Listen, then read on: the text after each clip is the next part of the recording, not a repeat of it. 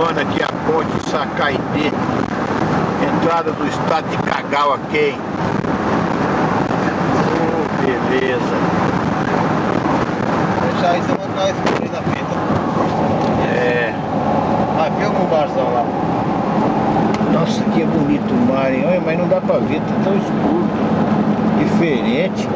Hoje a máquina não tá boa não, cara.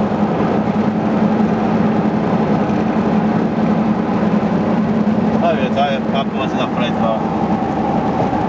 Aonde? Agora filma eu aqui dando tchau pro Brasil. Olha lá, Brasil.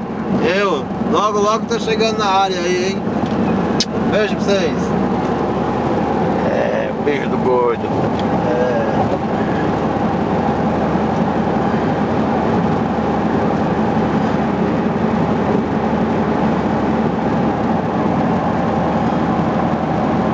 Quantos dias nós tá rodando aqui, Milton, pra chegar nesse destino?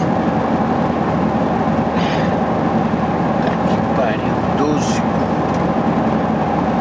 16 horas de viagem até agora. 16 horas de viagem, 800 km, Iguma até onde nós vai, ainda não chegou, falta 56 km ainda para chegar.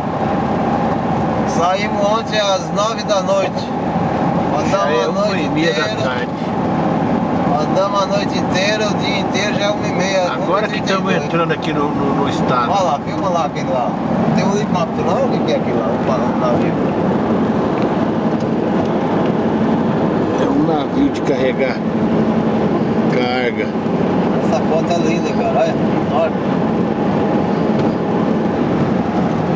E agora? Eu vou parar.